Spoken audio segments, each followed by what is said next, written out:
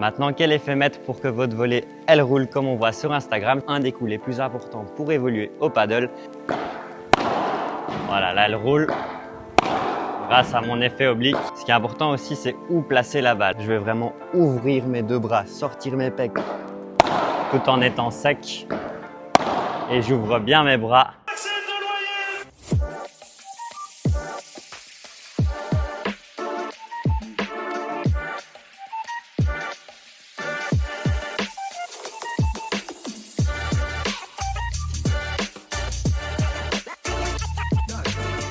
Salut à tous, bienvenue dans cette toute nouvelle vidéo. Aujourd'hui, on se retrouve pour un nouveau tuto. C'est parti pour la volée. Donc, on a déjà fait un tuto sur la vibora, sur le smash, sur le service, sur la barada. Et aujourd'hui, on est parti sur un des coups les plus importants pour évoluer au paddle, la volée évidemment. En ce début de vidéo, n'oubliez pas de vous abonner. C'est vraiment super important pour moi pour grandir sur YouTube et ça prend vraiment 2 secondes. Un tout grand merci. Ok, donc comment préparer une volée? On va commencer en volée de coup droit. Ce qui est important, c'est que je squatte évidemment comme si je suis assis sur une chaise. Je mets ma raquette en face de mon nez et quand la balle va arriver en volée de coup droit, je fléchis mon bras. Ce qui est important, c'est de sentir que le triceps est vraiment très ferme et avec mon avant-bras, je vais aller impacter la balle devant moi.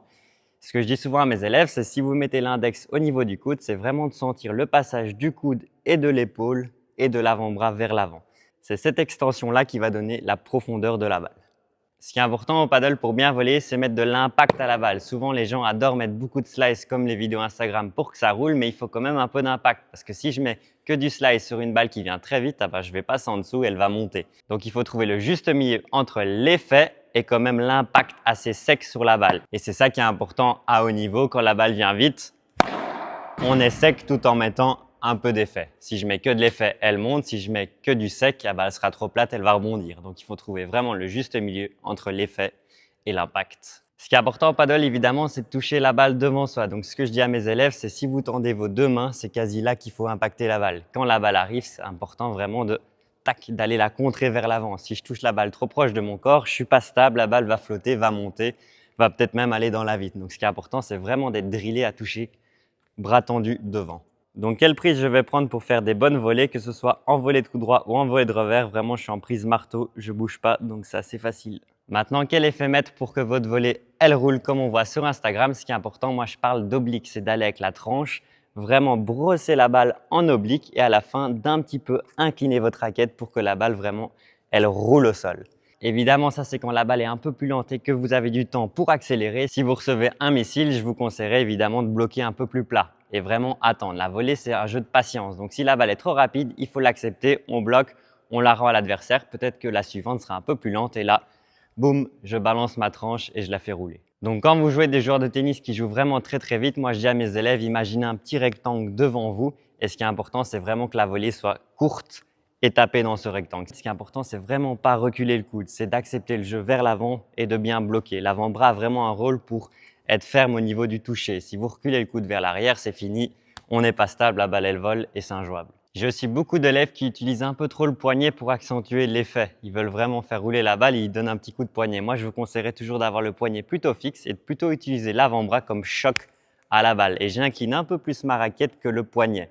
Ça va donc vraiment utiliser l'avant-bras pour avoir plus de précision et de contrôle et beaucoup moins le poignet pour donner l'effet. Voilà, maintenant j'ai la pression avec toutes ces explications, je vais vous montrer ça, c'est parti. Ok, petite démonstration de volée de coup droit au milieu, on va faire rouler la balle, c'est parti. Je vais en oblique lui mettre de l'effet, ce qui fait que la balle roule.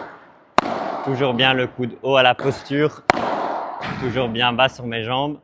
Et je vais vraiment accentuer l'effet, ça c'est très important. Voilà, là elle roule grâce à mon effet oblique. Maintenant, on va partir en volée de revers. Moi non plus, c'est un coup que j'affectionne pas beaucoup. J'ai dû évidemment la travailler parce qu'en tant que joueur de droite, j'en ai beaucoup. Donc, ce qui est important, c'est quand la balle arrive, je vais placer mon coude assez haut. Ce que je dis souvent aux élèves, c'est un peu d'imaginer que vous bercez. À partir de là, c'est important vraiment d'aller créer un peu de balancier de l'arrière vers l'avant avec le coude. Ce coude est toujours fléchi, vous permet d'être très stable à l'impact. La balle arrive vite, mon coude est là, pack et je bloque. C'est vraiment le coude, la pointe du coude qui donne le choc à la balle. Cette volée de revers, moi, je vous la conseillerais un peu plus à plat parce que souvent, on veut accentuer un peu trop l'effet, on passe trop en dessous et finalement, la balle, du coup, elle monte. Ce qui est important, c'est vraiment, dans un premier temps, bloquer et de la faire rasante. Et par la suite, si vous bloquez très bien, que vous êtes sec à l'impact, on rajoute un tout petit peu d'oblique avec la tranche comme on a fait en coup droit. Et là, la balle, elle va un peu plus frotter et elle va être plus basse au rebond. Deuxième petite chose en reverse qui peut vraiment vous aider aussi, c'est quand vous impactez, je tourne un petit peu mes hanches et à partir de là, je vais vraiment ouvrir mes deux bras, sortir mes pecs. Ça, c'est important pour aller chercher de l'extension et donner de la profondeur à la balle. Si je ne sors pas mes pecs, je ne suis pas très stable, ma balle elle va rester, elle va être trop courte et là l'adversaire il risque de faire un bon lob. Donc la balle arrive, je prépare mon coude bien haut et j'ouvre mes deux bras. Ok, maintenant volley de revers, donc je me suis mis à gauche, mais vraiment ça n'a pas d'importance, c'est la même chose que ce soit à gauche ou à droite. Ce qui est important, c'est de bien toucher devant, j'ouvre bien mes bras à l'impact et je suis vraiment bas avec mes jambes.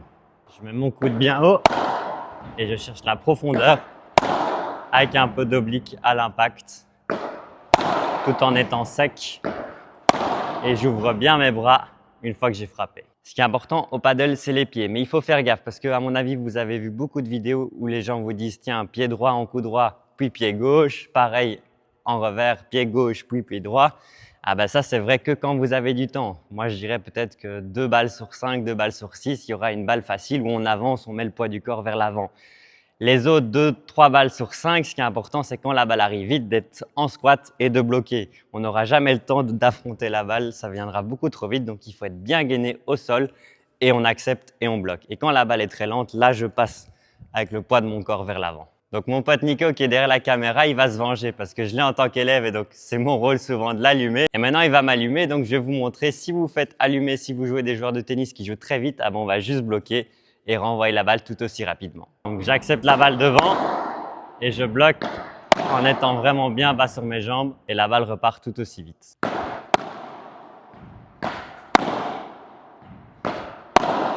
Si vous avez du temps sur la volée, ce qui est important aussi, c'est d'utiliser les hanches. Donc on part en volée de coup droit. Je vais légèrement tourner mes hanches sur la droite pour aller engranger de l'énergie, de la vitesse. À partir de là, je vais transférer avec mon poids du corps vers l'avant. Pareil en revers, la balle arrive, je tourne mes hanches, je vais chercher de l'énergie et puis je passe avec le poids de mon corps vers l'avant. Donc à quelle position se mettre au filet? Ce qui est important, c'est qu'on voit de tout. Il y a des gens beaucoup trop proches, des gens qui n'aiment pas la volée, qui sont beaucoup trop loin. Donc moi, je vous conseillerais d'être entre le deuxième et troisième poteau.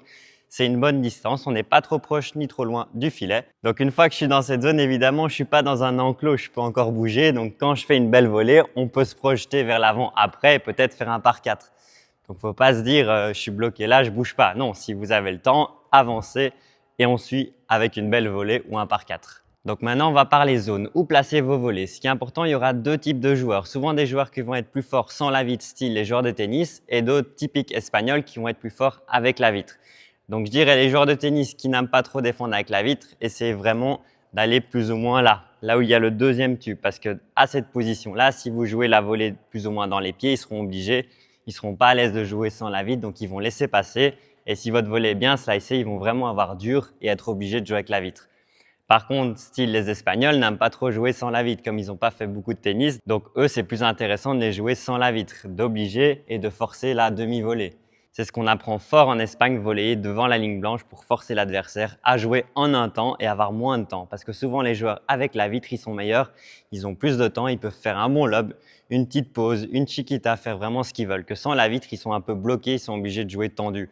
Ou alors essayer de lober, mais souvent le lob sera un petit peu court et là, on se régale, on envoie un gros smash. Ce qui est important aussi, c'est où placer la balle. Donc, si on joue sur le joueur de gauche, la prochaine volée ne peut être que sur le joueur de gauche ou au milieu. On ne peut jamais à la volée changer.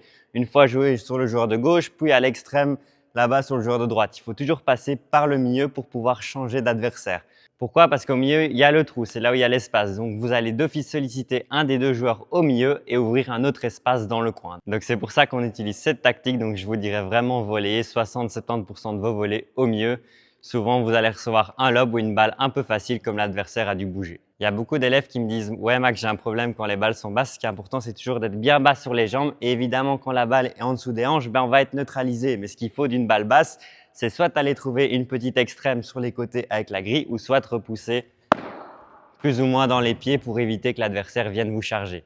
Mais de là, en aucun cas, je peux jouer fort. Je dois vraiment être tout doux et essayer d'analyser le jeu et de la placer. Donc là, ce qui est important, c'est un jeu d'échecs, c'est de placer la balle. On doit accepter d'être attaqué, d'être neutralisé et on doit juste repousser, minimiser le risque. Ce qui est important aussi pour varier la volée, c'est de temps en temps voler à la grille. Si vous êtes joueur de gauche, vraiment la volée de revers dans la grille, elle est horrible à défendre. Jérémy Robert, il fait ça super bien. J'ai joué récemment et franchement, ça fait mal. À droite, on a un peu moins de solutions. De temps en temps, je vous conseillerais une petite volée de coup droit croisée dans les grilles.